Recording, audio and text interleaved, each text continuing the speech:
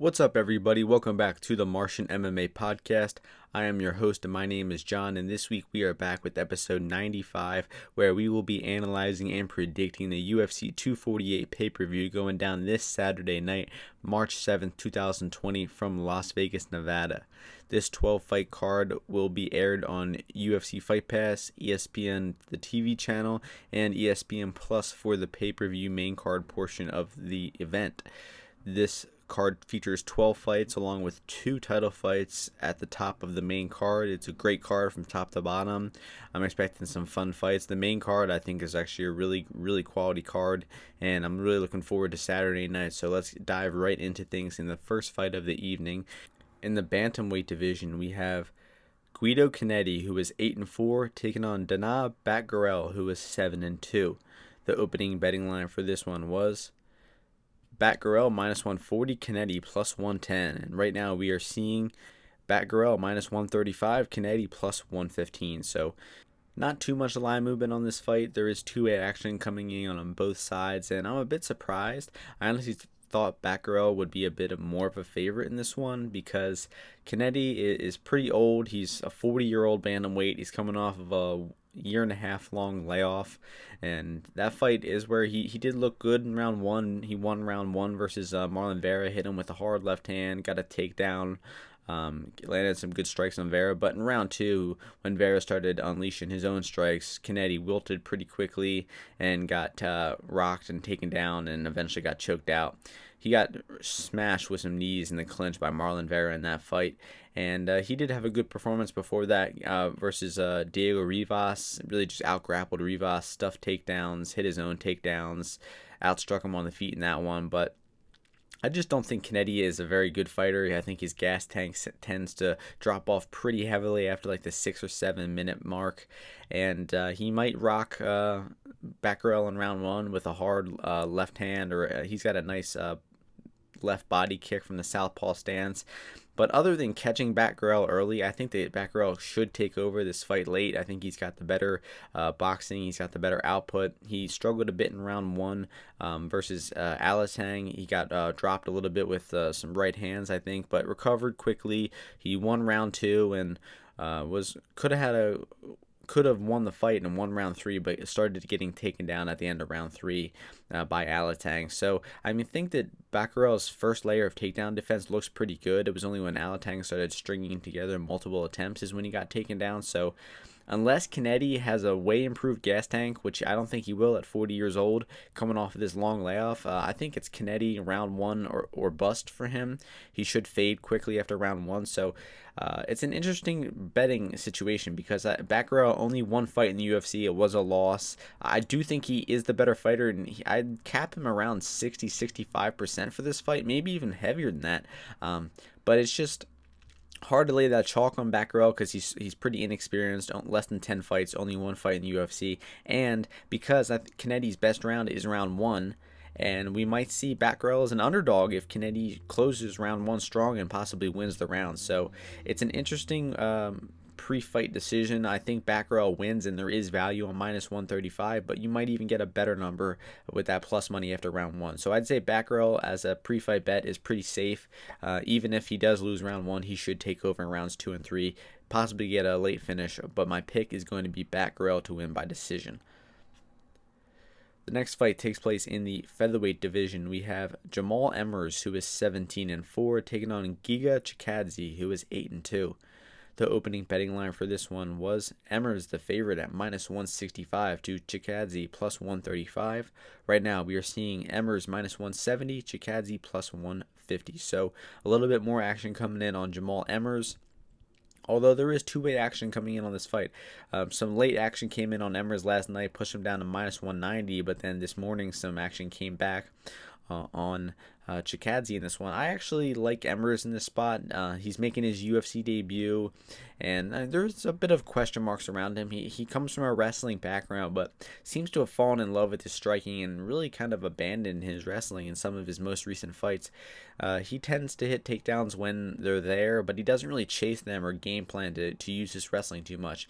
The last time we saw him attack takedowns early and use them consistently throughout a fight was back when he defeated Chris Avila by decision back in 2017, I believe. So he's picking up wins. He's on a 4-fight win streak after getting knocked out by that head kick from Julian Erosa on the Contender Series. I mean, that's not a good look. Julian Erosa, not a great fighter, not a great striker, but he managed to get knocked out by Erosa in that fight. Emmers just was not throwing enough. He wasn't committing to his shots. He seems to have good kickboxing technique and good long range, long size for the weight class, but he just doesn't seem that damaging on the feet, and he's going against a really high-level striker in JJ-Zhang, former kickboxer, competed in kickboxing at a really high level over in Glory and some other world-renowned promotions, so he's no joke on the feet. But I think that his MMA striking is a little underdeveloped. I mean, he had a close fight with Brandon Davis, struggled with the takedowns of Davis a lot in that fight. I mean, he got taken down. He did not look good off of his back. And, I mean, he did win most of the striking exchanges and win the decision in that fight, but it was a very close fight. And I think that he showed real weaknesses in his takedown defense and his get-ups, his grappling overall. And the next time he faced a good wrestler, he's probably going to lose. And now Emmers is a good wrestler. He has a good takedown ability. He can hit takedowns, keeps opposition, got a good top game. Not an overly dominant top game, but I do think that he will hit takedowns here. I think it'll be a close fight on the feet. I think that Chikadze will probably start winning the exchanges if it stays on the feet for a long amount of time, and then we start to see Emmers hit takedowns and edge rounds and win a decision. So at minus 170, it's a tough bet to make because he is making his UFC debut here, and there is that unknown element of maybe he won't shoot takedowns, maybe he will be reluctant and keep this fight on the feet like he has his past few fights, and maybe get into a dangerous kickboxing match with Chikadze. But I think he will quickly realize that that's not the right decision. He realizes that he has a good matchup in front of him with a bad defensive wrestler, and he will likely use his wrestling to hit takedowns and win this fight. And once he starts hitting takedowns, it should be pretty much a wash from there on out. I don't think Chikadze has the ability to get off of his back and to start stuffing takedowns. So the pick is going to be Emmers by decision.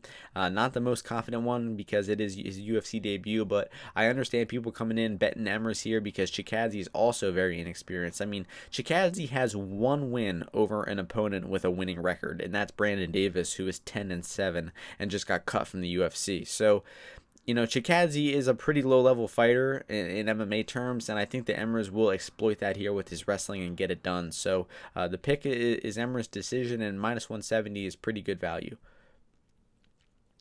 The next fight takes place in the women's strawweight division. We have Emily Whitmire, who is 4-3, taking on Oli-Griffin, who is 10-4. The opening betting line for this one was Whitmire, the minus 105 favorite, to Viana, minus 125. Right now we are seeing Viana minus 120, Whitmire plus 100. So there's two-way action coming in on this fight. Whitmire opened at minus 140 on some books, and it seems like the action is pretty steadily coming on Viana. I mean, Viana at one point was, I believe, plus 155 over on Bet Online. And I know some people who got in on that line, so that was a great pick from there. There's definitely some value on plus 155. Right now where it's at, I think it's a Whitmire or a pass situation. I don't think you can be betting Viana as a favorite. She's on a 3-fight losing streak, and her last loss was a bad one. You know, she had 2 competitive decisions with Aldrich and Cypher. It's not the worst losses, but her loss versus Macedo was bad. I mean, she got an early takedown, was in side control, eventually was in half guard, and then somehow got armbarred off of a crazy transition from half guard from Veronica Macedo. I mean, I'll give her Macedo credit. It was a very tricky armbar. I did not see it coming. I mean, I was picking Viana in that fight, and it looked to be going good before Macedo just snatched that armbar. But it just shows how weak Poliana really is on the ground. I mean, she prides herself on being a grappler. Most of her wins are by submission, but they're over really low-level competition, and her only UFC win was over Maya Stevenson. It was a nice victory where she got an early takedown, good top pressure, eventually got the rear naked choke in round 1, but she struggled on the feet versus Aldrich and Cypher. She really couldn't get takedowns going versus either of them, resulted to pulling guard a lot, flopping on her back, and just not having much good offense off of her back. I mean, I just think that she's a very submission heavy grappler. She's not very positionally fundamentally sound, and we actually might see Whitmire out-grappling Viana here. I mean, these women are not very high-level grapplers. I mean, on paper, Viana seems like the better grappler because she's got like some bullshit purple belt jiu-jitsu medal from Brazil or something like that I hear the UFC commentators constantly talking about during her fights. But I mean, Whitmire is a good grappler. She trains at the better MMA camp of the two. I think that she's put together better performances in the UFC. I mean, she ran into a brick wall in Ribas in her last fight, struggled getting taken down in that fight, and eventually got choked out by Ribas. But, I mean, we learned that Ribas is really good, picking up that win over Dern after that. But she got a quick submission over Albu, handled her very well, and then her victory over Jamie Moyle was a very complete 15-minute performance where she showed that she is, I think, the more well-rounded fighter. I think she's got the better striking technique than Viana. I think she's got the better, more consistent offense, more accurate striking too. So, I mean, Viana just strikes me as a very sloppy kickboxer. She pulls her head back in a straight line. Very bad boxing defense. I mean, Hannah Cyphers and Aldrich were able to outstrike her pretty easily, and as long as Whitmire can avoid getting stuck on her back, avoid getting the takedowns, I think that she should be in a pretty good spot here. Even if she does get taken down, not overly impressed with Viana's top game to the point where I think that Whitmire could threaten with submissions, get off of her back, and maybe even reverse position and end up on top. So I'm giving a little bit too much credit to Whitmire, I guess. I mean, she is a 4-3 fighter, so I mean, you can't really take my analysis too seriously for this fight because anything can happen in these fights. They're so low level that stuff like an armbar from half guard can happen out of nowhere 90 seconds into the fight, like Viana's last fight. So it's a tough fight to pick because it's so low level, but I am picking Whitmire by decision here. I think I bet her a few weeks ago at -120, just on an intuition type of pick. I just know how bad Viana is. The betting market is seeming to disagree with me as she's now the underdog. I might hedge out. I might add more, and you never know on Whitmire. I might just keep it as is too, just letting my -120 ride because I do think Whitmire wins this fight by decision. So the pick is Whitmire by decision, but it's probably a pass because it's just so sloppy, so low level. The next fight takes place in the middleweight division. We have Darren Wynn, who is 6-1, taking on Gerald Meerschaert, who is 30-12. The opening betting line for this one was Wynn -150, Meerschaert +130. Right now we are seeing Wynn -140, Meerschaert +120. So two-way action coming in on this fight. People are betting both sides in this one. It's a really close matchup, and a bit under-impressed with Darren Wynn so far, or Duran Wynn, I think is his name. I'm mispronouncing it. But he's a really short, stocky guy, really small for the weight class. He's like 5'6". He comes from a wrestling background, trains at AKA with DC. And his UFC debut against Spicely was a good performance. He had a really high output. His boxing was on display. He threw like 150 strikes in that fight. He landed 170 punches in that fight. So massive output. He looked good in that fight and outstruck Spicely all 3 rounds. Then his fight versus Stewart was a bit of a head scratcher. I mean, he goes real hard for the wrestling in round 1. He wasn't really keeping Stewart down, and he looked a bit gassed out after round 1, and he lost rounds 2 and 3 of that fight. He was getting outstruck in the feet. He was able to get a takedown or 2 in those last few rounds, but just wasn't able to do much for on top position. I'm really unimpressed with Wynn's top game. He seems to have good takedowns and good wrestling ability, but it just doesn't translate to MMA that well because his top game, his top pressure isn't good. He doesn't have much jiu-jitsu. He doesn't have much ground and pound to go along with his takedowns. So he's pretty much just pure takedowns and really struggles after that. Now getting over to GM3, a very, very frustrating, confusing fighter at times. I mean, he's lost a few close decisions lately because he tends to make some bad in-fight decisions, bad fight IQ decisions. He tends to not have the highest output at times when he needs to in close fights. I mean, that Anders fight, clear as day, Gerald Meerschaert won rounds 2 and 3 of that fight. I mean, You hate to use the word robbery when it's a close 29-28 type of fight, but I mean those rounds are so easy to score, and GM3 won rounds 2 and 3 of that fight. So, and even the fight versus Kevin Holland a while back, I mean that fight was so sloppy I did not rewatch it this week, but A lot of people say that GM3 should have won that fight, and GM3 is pretty consistently an underdog. I mean, he's been an underdog in his past 5 fights, and besides the Hermansson loss, I mean, he's been the value side in all of those fights. So 4 out of 5 fights, he's been a good bet at that plus money, and I think this is another fight where he's going to be a good bet at plus money because on the feet, I think that Meerschaert has the better overall kickboxing. He showed some good head movement, some good defensive boxing versus Anders last fight. And Win, I mean, I think he's very basic on the feet. I mean, he just marched forward and threw bombs versus Spicely, but there was not much technique involved there. I mean, he was just winging punches and had good cardio in that fight. So on the feet in this one, I think Meerschaert will have the better technique. He will be evading shots, evading the punches from Win. It's just he does not have good striking output. So even if he's the better striker like he was versus Anders, sometimes his output just isn't quite there for him to definitively win the rounds.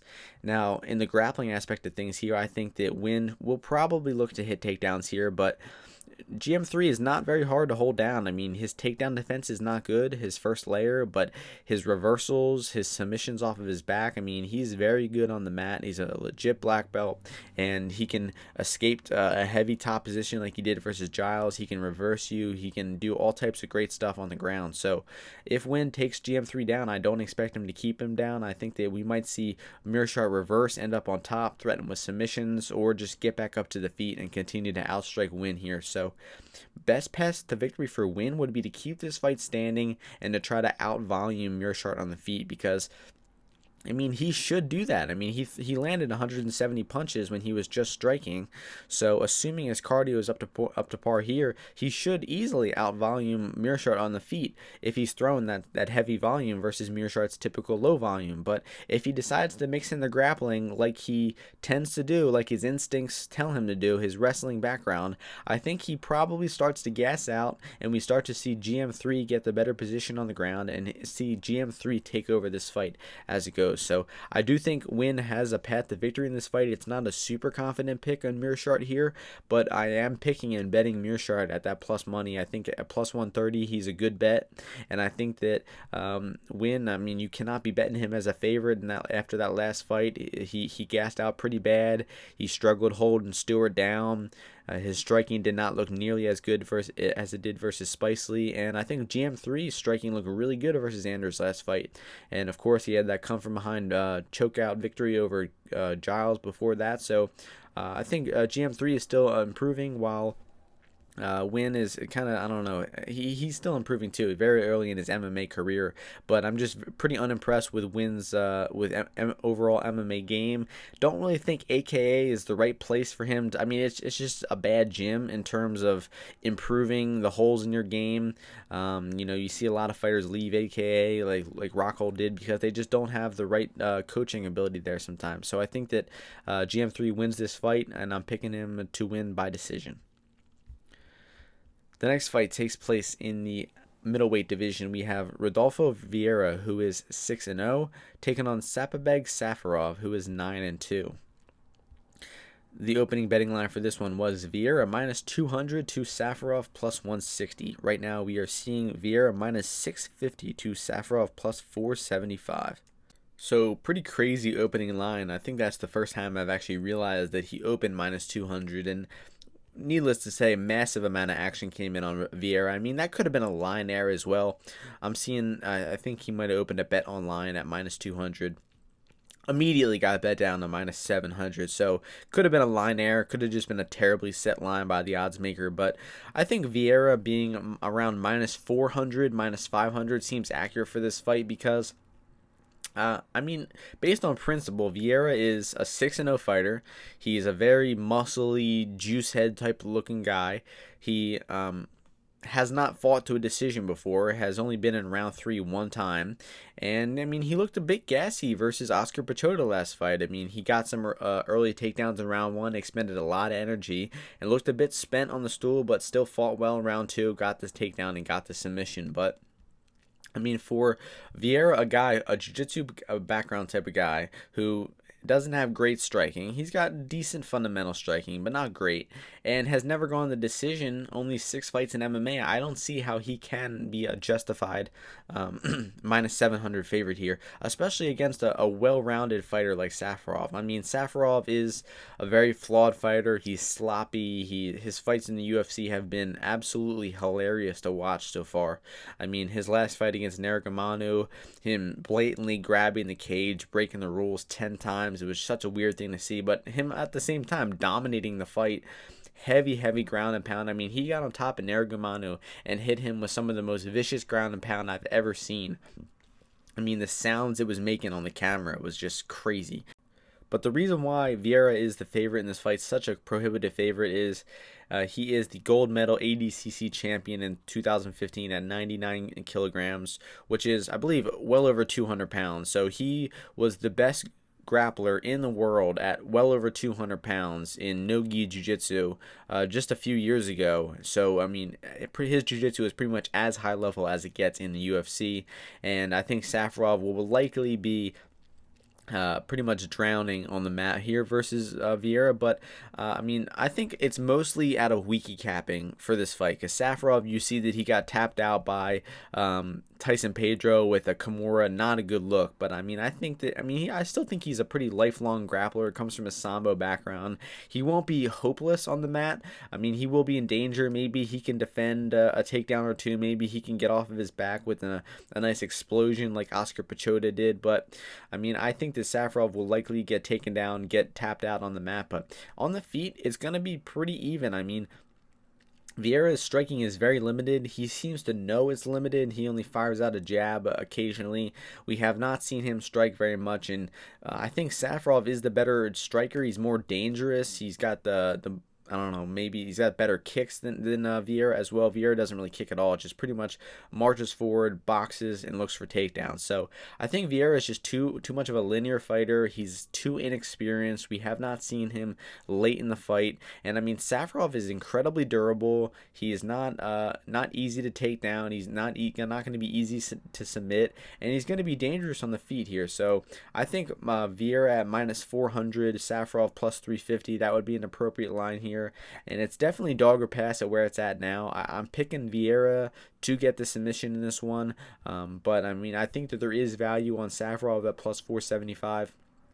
I mean, he was plus 5 or 600 earlier in the week. He might shoot back up to plus 5 or 600 once the line margin's tightening up after the weigh-ins too. So I think Safarov is worth like a half a unit value bet. It'll probably be a funny fight while it lasts. One last note about the fight is that Safarov is dropping down to 185 in this one. Has fought his entire career at 205 pounds and always been a flappy, chubby guy at 205.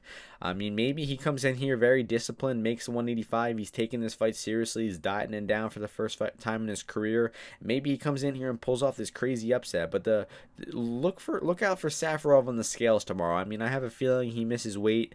Doesn't seem like the most disciplined type of guy, and dropping down 20 pounds in weight is not easy for any fighter to do, let alone a pretty lackadaisical fighter like Safarov, who grabs the cage 10 times during a fight. So the pick, once again, is Viera submission round 2. Could see a decision, and it's going to be a dog or pass situation in the betting window.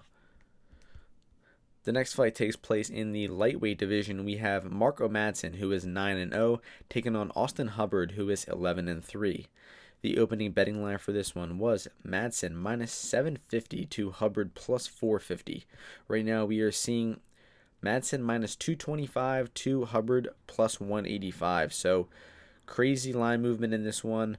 I mean, this might be another case of a bad opening line in this one, but apparently Madsen opened minus 225 over on Bet Online and minus 675 or something like that on 5 Dimes. So who really knows what the real opening betting line for this one was? Let's just talk about the matchup and how it goes.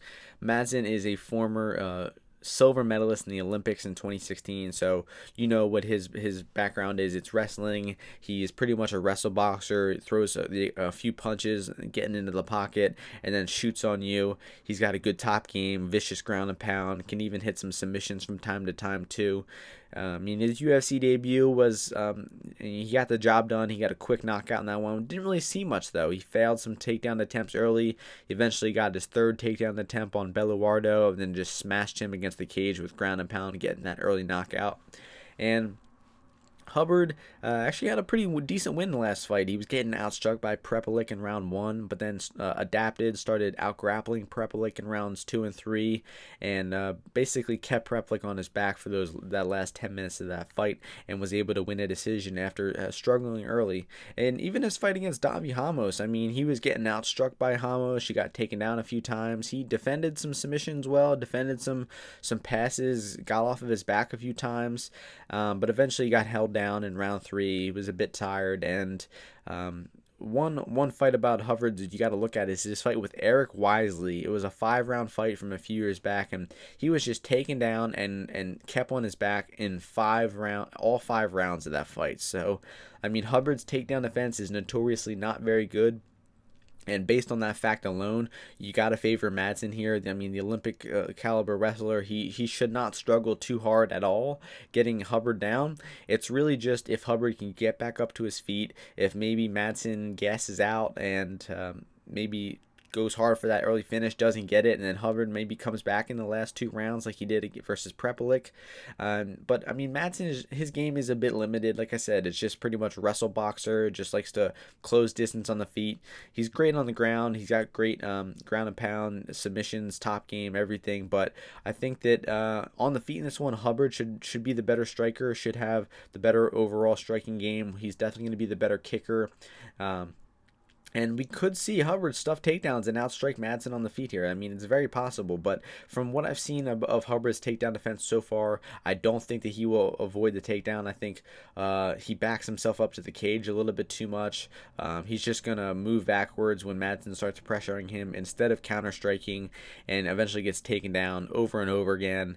And we likely see Madsen grind out takedowns over and over and gets a decision. He does have a few wins by decision, just hitting takedowns in all 3 rounds, keeping top position, and staying safe. So I think that's more likely here with Hubbard, who is a sort of dangerous opponent.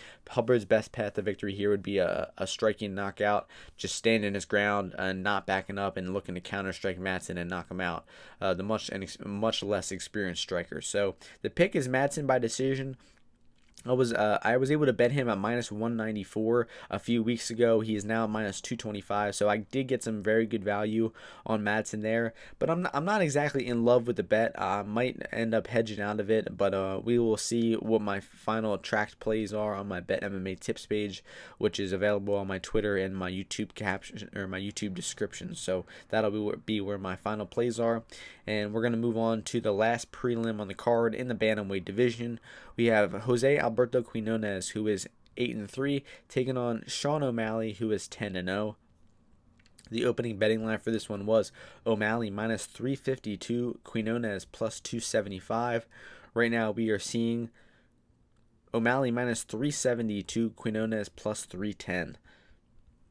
So this fight is finally happening. It's been scheduled a few times before, but I believe O'Malley maybe pulled out, had a USADA suspension. O'Malley is actually coming off of a 2-year layoff since his last decision win over Andre Sukumtat. And Quinones coming off of a nice victory over Carlos Huachin. Huachin is not a good opponent and has been cut from the UFC since that loss. But Quinones got the job done, outstruck him on the feet, took him down, outgrappled him there. Stayed very safe in that fight. I mean, barely got hit at all. He dropped Huachin in round 1. So it's just a good overall performance from Quinones. Striking, grappling, takedowns, cardio, it all looked good. He's a very well-rounded fighter, and having rewatched O'Malley's fight with Sukumtat earlier this week was the first time I saw it in a while, and I was pretty pleasantly surprised. I mean, his striking is legitimately good. His boxing is sharp. His in-and-out movement is good. He switches stances very well, throws kicks, throws a lot of spinning techniques, has a very high output, good accuracy. So, I mean, Sukumtat fought absolutely atrocious in that fight, though. I mean, that's worth mentioning. Sukumtat didn't take one step forward. Sukumtat didn't throw one combination. I mean, he's just a terrible fighter in his own right, and O'Malley dealt with him accordingly. But it did hurt his foot in round 3 of that fight. Lost round 3, getting taken down and just stuck on his back, but still was able to win the decision. And a big worry from O'Malley is when he's getting pushed back, when when an opponent is standing in his face, pressuring him, throwing volume at him like Terrion Ware did, he struggles a bit. I mean, he lost round 2 versus Terrion Ware. He got hit like 40 times in that fight. I mean, he was throwing his own shots back. It was not a dominant round for Ware, but Ware definitely landed the harder shots and won the round. And I think O'Malley just proves that O'Malley is just pretty inexperienced. We have not really seen him tested at all yet. And I think the Quin-O'Malley is probably a good test here. I mean, O'Malley deserves to be the favorite. I'd say minus 200, minus 300 is appropriate because he has a pretty sizable striking advantage on the feet in this one. Quin-O'Malley has good striking. He is not bad in any area of the striking, but I just think that O'Malley is way better. He's way faster with the way he throws his strikes, more diverse offense, higher output, and that's going to be hard for Quin-O'Malley to be even competitive on the feet versus O'Malley. But in the grappling aspect of things, I mean, I think these guys are very evenly matched. I might even slightly give an advantage to Quin-O'Malley because he's the better top position guy. He's the one who typically goes for takedowns, likes to stay in top position.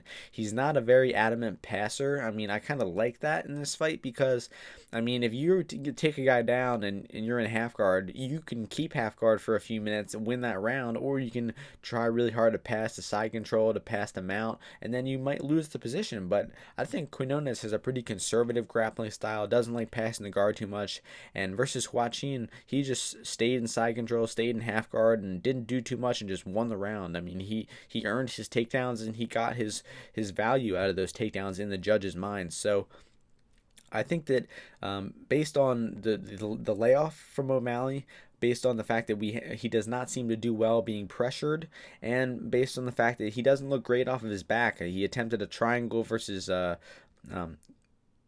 Sukumtat off of his back. Sukumtat defended that submission attempt and was able to pass his guard into side control. Eventually, O'Malley worked his way back up to his feet with a submission attempt. But I just think that there is an ability for O'Malley to be outgrappled here. And with his style that is prone to gassing, we might see him come in off that long layoff, try to get that early knockout, and then might gas out. So I agree with O'Malley being minus 300, but there's clear value on Quin-O'Malley at plus 300. I think anything above plus 250 would be value, so I've got one unit on Quin-O'Malley at plus 315. I think that he will have some moments in this fight and make it look close, but ultimately O'Malley decision is still going to be my pick. I still think the striking discrepancy is a bit too wide to pick Quin-O'Malley in this one, and the grappling is a bit too close to think that Quin-O'Malley has a massive advantage to give him that victory in this one. So it's going to be a close fight. Quin-O'Malley could pull off the victory. I'm really looking forward to this fight. The pick is O'Malley by decision, but we got one unit on Quin-O'Malley at plus 315. So that brings us to the main card, the 5-fight main card. Starting things off in the welterweight division, we have Alex Oliveira, who is 28-1, taking on Max Griffin, who is 15-7. The opening betting line for this one was Oliveira, the minus 215 favorite, to Griffin plus 175. Right now, we are seeing Griffin minus 140 Oliveira minus 140 to Griffin plus 120. So more action coming in on the Griffin as the underdog, and totally rightfully so. I like Griffin in this fight. I'm actually pretty confident in Max Griffin, despite both of these guys being a bit hard fighter to predict. I mean, they both tend to have bad IQ. They might slow down in round 3 a little bit, but I think both of them actually looked pretty good in round 3 of their last fight. Oliveira had a tough fight with Nicholas Dalby, won round 1, lost round 2, and actually hit takedowns and was on his way to winning round 3 before the referee stood them up and kind of fucked Oliveira over and basically gave Dalby the win. Dalby ended up getting top position and stealing that third round and getting him the decision win. So, and Griffin in his last fight, he lost the decision to Alex Morono, but I think he still fought well throughout that fight. He won a few minutes of the first round before kind of letting up his output and letting Morono take over the round, stealing the round. Fought well in round 2 again. Same thing though. His output dropped off at the end of the round. Ended up getting dropped with a head kick. I mean, he got dropped with a head kick and ate 5 knees, 5 punches to the head, and still didn't get knocked out. Griffin has got a chin on him. He's really, really durable. And then in round 3, Griffin came back and won that round clearly. So, I mean, he won a lot of that fight versus Morono despite losing a 29-28 unanimous decision. And Oliveira, despite losing a unanimous 29-28 decision, he won a lot of that fight versus Dalby too. But I think that Oliveira has just looked like a shell of himself lately. I think that his durability has gone down. I mean, his cardio has always been an issue. Round 1 is his best round. He has a steep drop off in cardio after that. And Oliveira's style is just pretty bad for winning rounds. He likes explosive bursts of offense, likes going for that knockout, and he just does not have consistent output. He does not have very technical striking, and I think that Griffin will be the better boxer here. He should be landing the better punches, more consistent output throughout the rounds, and Griffin has ability to hit takedowns too. He's got good wrestling. He hits takedowns at a pretty high rate. Not the greatest top control, but Oliveira tends to not have good get-ups either. He can be taken down. He can wilt a little bit in the later fights, or in the later rounds of the fight. Like, he can get taken down and just not have the energy, not have the will to get back up sometimes. So I favor Griffin in this one to have the better output on the feet, to be the better technical striker. I think he's got the better defense, better footwork too. Oliveira just gets off balance and throws sloppy strikes all the time, and I gotta favor Griffin to have the better cardio. He looked good in round 3 versus Morono. He landed 3 or 4 takedowns versus Morono last fight, and I think that when these rounds are close, Griffin having that ability to hit takedowns in his back pocket is going to be huge here, and I think those eventually sways the rounds for Griffin. So I think I favor Griffin on the feet and on the ground, so getting plus money on him is great. I got 1 unit on him at plus 130 and might even look to add more. Would be even more confident, like a 3 or 4 unit situation on Griffin if he was a little bit more of a reliable fighter, but he also doesn't have the greatest output at times. Like those fights with Morono I was mentioning, he just isn't the best round winner. He's a good minute winner, but not the best round winner. So I'm still favoring Griffin here. The pick is Griffin by decision and 1 unit plus 130. The next fight takes place in the welterweight division. We have Neil Magny, who is 21-7, taking on Li Jingliang, who is 17-5.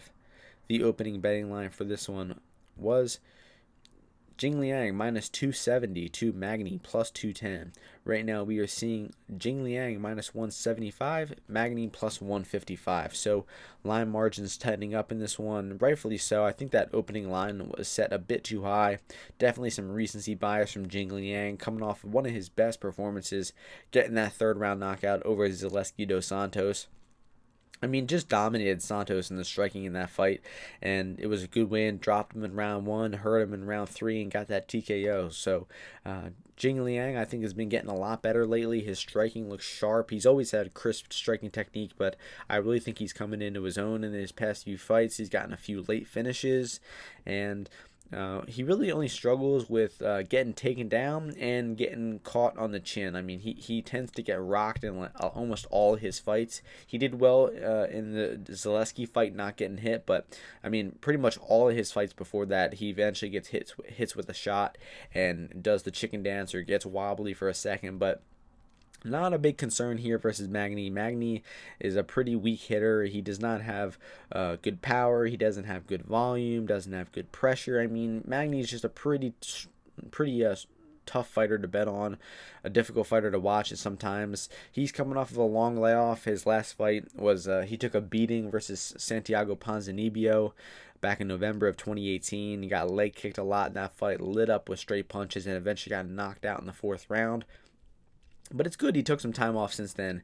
But he's at the end of his career. He hasn't been doing so well lately. I mean, he did pick up a nice victory over Carlos Condit not too long ago, knockout over Craig White. But I think he's at the tail end of his career. no real reason to be hating on Magny too much here. I mean, I think he could very well win this fight just because it's a weird matchup. It's both of these guys they're likely going to strike with one another. They're both real long kickboxers, and Jing Liang tends to start a little slow. He doesn't have the most consistent volume, and I think that Magny's technique will go pretty hand in hand with Jing Liang here. And as long as Magny is willing to throw, willing to let his hands go, willing to let his leg kicks go and all his good weapons, his front kick, and be a little aggressive here, I mean, he could make this a fight and possibly win. It's just he doesn't really have that aggressive style. He doesn't throw with much power. And I think that Jing Liang will likely just bully him here, just being the more aggressive guy, looking to cut off the cage better, throwing the harder, cleaner strikes. And I think that Jing Liang slightly edges the decision here. An instance where I think statistics might come into mind here is that Jing Liang lands about 3.8 strikes per minute to Magny's 2.8, so he lands one more strike per minute, and Jing Liang gets hit about half as much as Magny. Magny gets landed on 2.5 times per minute, while Jing Liang is 1.25 times per minute. So Jing Liang lands more than Magny and gets hit less than Magny statistically. So it's going to be hard for Magny to win this fight based on that, but Magny's got a sneaky wrestling. He can maybe mix the stuff up. He's got a good clinch game, and if Magny can get into the clinch, can mix in his takedowns here, he can make this a fight and possibly steal a decision here. But the pick is going to be Jing Liang by decision. I think he avoids the clinch, avoids the takedown, and outstrikes Magny to a decision here. So Jing Liang is the pick. In terms of the betting window now, I'd say it's dog or pass just because Jing Liang is not the most reliable guy, and I think that Magny, with the right game plan, could win this fight here. So it's a pass in the terms of the betting window now, and the pick is Jing Liang by decision. The next fight takes place in the lightweight division. We have Beneil Dariush, who is 17-4-1, taking on Dariush-Klose, who is 11-1-1. The opening betting line for this one was Dariush, the favorite, at minus 155 to Klose plus 125. Right now we are seeing Dariush minus 165 to Klose plus 145. So more action coming in on Beneil Dariush, although there's two-way action coming in on both sides. Definitely more on Dariush's side, rightfully so. I think this is actually a pretty good matchup for Beneil Dariush and a pretty nightmare matchup for Klose. I mean, Klose's biggest problem is getting backed up to the cage, getting taken down, giving up his back when he gets taken down. And I mean, that's really what Dariush is a master at. He pushes you to the cage. He's got such incredible grappling against the cage. I mean, he's got good takedowns. He knows how to keep top position against the cage. I mean, the way he out-grappled Moises against the cage was, a thing of beauty. And he's done that to a lot of his fighters. I mean, if you look at the way he submitted Dober, he did that against the cage. He submitted Camacho against the cage. And, I mean, his performance against Camacho was just amazing. I mean, he comes out there, starts landing left hands, landing body kicks, outstriking and hurting Camacho. Times a beautiful takedown, takes the back and rear naked chokes him. I mean, it was just such a beautiful performance from Dariush. I was picking and betting Camacho that fight, and I was stunned. And rewatching it, I was still stunned. I mean, Dariush is a guy whose athleticism seems to come and go. I mean, some fights he looks athletic and has good cardio. Some fights he gasses out a little bit. And I mean, he looked great in that last fight, though. I mean, maybe he had a good cycle or something like that before that Camacho fight. But you got to be pretty high on Dariush right now, coming off of that first round finish, coming off of that come from behind victory over Drew Dober. That win looks a lot better now. The Dober's on a hot streak. And Klose lost round 1 versus Giagos last fight, but eventually was losing round 2, but then eventually was able to escape a rear naked choke attempt and start taking over round 2, land some damage, and then win round 3 pretty clearly once Giagos gassed out later in that fight. But I mean, Klose got taken down in that fight by Giagos. He gave up his back twice to Giagos. He got his back taken by Giagos. So I just think that Klose has a major problem with getting back up to the cage, getting taken down, giving up his back. The three things I said in the beginning of this fight. And based on that, I just think that Dariush will take him down, will take his back, and will get the rear naked choke here. So the pick is Dariush by second round rear naked choke. And maybe Klose gets a knockout on the feet. Maybe we see improved footwork from him. Maybe he hurts Dariush with those leg kicks. He's got great calf kicks, and maybe we'll slow down the movement of Dariush and not allow him to pressure him, not allow him to get those takedowns. But I think that the betting value on this one is on Dariush. I don't see much value in Klose. I mean, maybe betting Klose by knockout or something like that might be a good prop stab for this one. Klose TKO plus 625, not a bad value at all. So the pick once again is Dariush second round submission. The next fight is the co-main event of the evening for the women's strawweight championship. We have champion Oli-Griffin, who is 20-1, taking on Joanna Jędrzejczyk, who is 16-3. The opening betting line for this one was Zhang, the minus 175 favorite, to Joanna plus 135. Right now we are seeing Zhang minus 170, Joanna plus 150. So there is a lot of action coming in on this fight. I mean, most of the action is coming in on Oli-Griffin, which is pretty shocker to me. I mean, we got the former champion Jędrzejczyk, the much more UFC experience, fought and beat the much better competition, has a ton of 5-round experience, been in so many championship title fights. He's 6-3 in championship title fights, as opposed to, or 6-3 in championship 5-rounders versus Oli-Griffin, who is 1-0 and has not fought past the 72nd mark of a 5-rounder. So you can already tell that I'm siding with Joanna in this one. I think that the value at plus 150 is honestly insane. I honestly capped this fight as Joanna at minus 150, Zhang plus 130. I have Joanna as the favorite in my opinion, and I think it's a pretty clear to see once you watch these two on tape. And what you could see is that in the distance striking, that Joanna is the much better striker. She is much more comfortable staying on the outside, staying at kicking range, using her straight punches, her leg kicks, her front kicks, than Zhang is. Zhang likes getting into the pocket, getting into the clinch, maybe getting a trip takedown, doing some work from top position. She's got good top game, good ground and pound, good submissions, but her takedowns are too sloppy. I think that they're mostly muscle. They're mostly just grabbing a body lock and just retching her opponent to the ground, and it's worked a few times against Tecia Torres, and it worked against Jessica Aguilar, but it's not going to work against Joanna, because Joanna has not only some of the best clinching in the UFC, or the women's UFC division, she also has some of the best takedown defense. I mean, her performance against Andrade years back, a masterclass, stuffed so many takedowns, outstruck Andrade moving backwards, just put on a clinic, a 25-minute perfect clinic from Joanna in that fight. And you could say the same about a lot of her fights. I mean, the Letourneau fight, she dominated. Esparza dominated Penne. She dominated Waterson last fight, dominated Torres. I mean, I think that Joanna has so much better resume. She's done better work recently. I mean, even her last fight against Waterson was a 5-round performance. Her striking, her output, her clinch game, her takedown defense, her cardio, everything looked like it was in her prime. I mean, she didn't look quite as fierce, quite as active as she maybe did back in 2013, 14, 15, but I mean, she is still fighting at an incredibly high level, and I do not think Joanna has regressed much at all. And when it comes down to it, in the striking, the distance striking, I favor Joanna at range.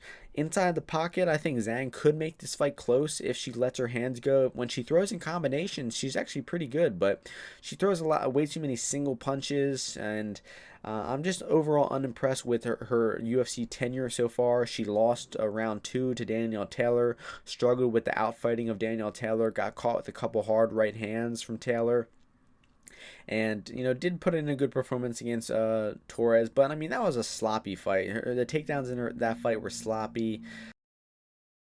Good dominating Aguilar, but that's not an impressive win at this point. So I'm giving a lot of credit here to Joanna, not too much to Zhang, because I mean, Zhang was just plus 170 versus Andrade. That fight lasted 70 seconds. She did get the first round knockout, but I mean, that result does not really mean much. I mean, that was a first round knockout. Andrade ran face first into those punches, and she was bound to get caught and knocked out at some point. And Zhang touched that chin. She swarmed her, got the finish. I mean, it was a very good finish, but Zhang has not shown good power in the UFC besides that. And Joanna is not going to just march into her with her face forward like Andrade did and eat left hooks to the chin. So Zhang's power is being massively overrated right now. I mean, people think she's some huge hitter after that last fight, but I can assure you that she's not, and would be really, really shocked at a knockout from Zhang here. I actually think a Joanna knockout is much, much more likely than Zhang getting one. So Zhang's path to victory in this fight is going to be getting into the pocket consistently, is going to be outboxing Joanna, and to not let Joanna's kicks go unchecked. The way that Rose Namajunas was able to beat Joanna was by throwing punches in combination, was by having good in and out footwork, and was not letting Joanna get free leg kicks. You know, every time Joanna threw a leg kick, she was countering. And I don't think Zhang has shown that ability. I mean, I'm not impressed with Zhang's counter striking at all. I think she was pretty confused while out fighting Danielle Taylor, and she's going to be really confused here versus Joanna. Sorry about the music coming in just now. But I'll wrap this up here. I cap Joanna minus 150. I have 2 units on her at plus 150. I'm looking to add more because I'm telling you, 100 points of value on this fight right now. The odds currently have her at 40%. I think her chances are more like 60%. So you're getting some massive, massive value on Joanna Jędrzejczyk in the betting lines right now. I think Joanna goes into this fight, outstrikes Zhang at distance, likely wins 49-46, could even see a 4th or 5th round stoppage from Joanna here. So I think Joanna turns back the clock, gets her belt back, and puts on another impressive striking clinic here versus Zhang. So the pick is Joanna by decision.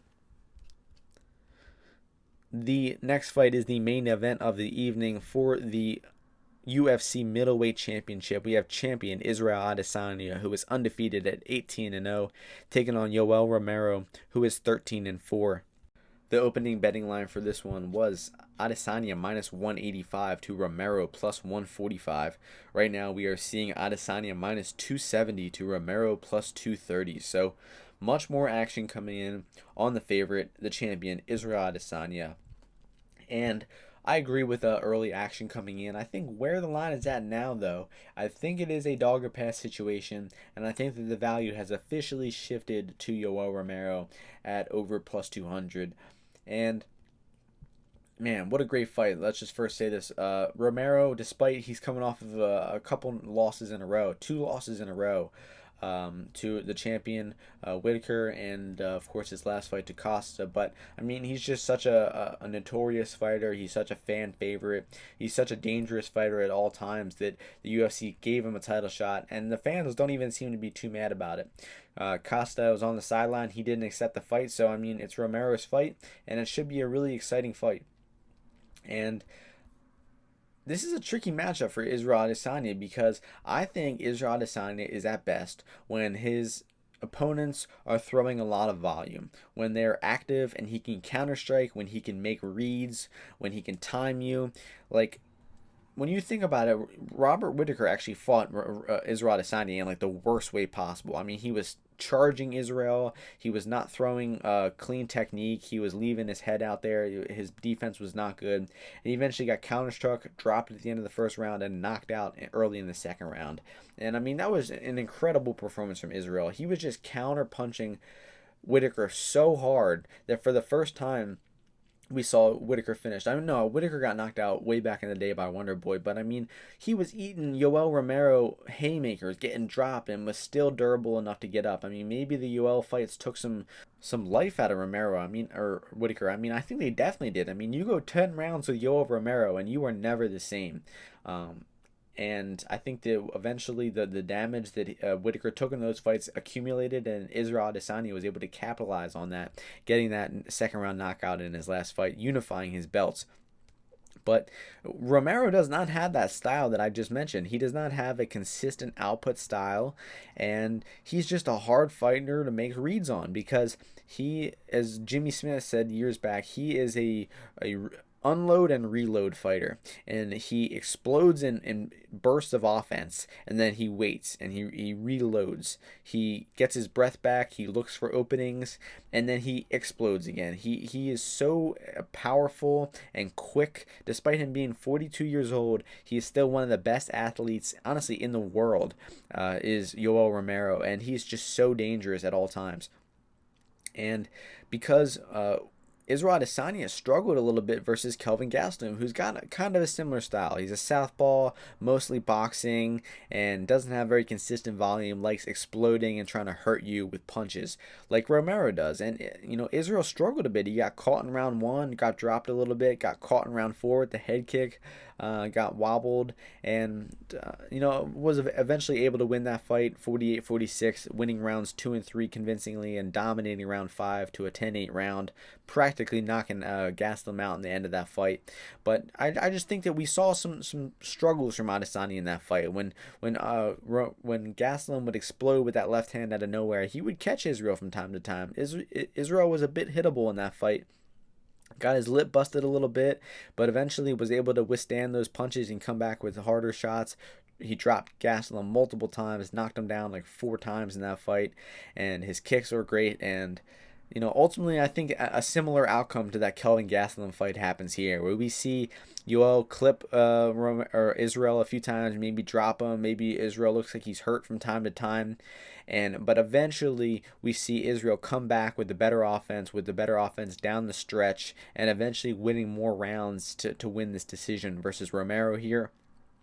The biggest factor, I think, in Israel's favor is his kicks, and because Paulo Costa was launching body kicks at Romero, and Romero just wasn't countering them. I mean, he was getting hit with these flush body kicks and just had no response. I mean, he was just seemingly ate them and just kept walking. I mean, he just did not fire back, and that's a terrible, terrible habit. And if he does that against Israel, he's going to get eaten up with volume. He's going to get lit up with body kicks, lit up with head kicks, and Israel's kicks are a massive advantage for him in this fight. So I think we see Israel use his kicking game, his reach advantage, his straight punches to avoid trading in the pocket with Romero, where Romero is so dangerous.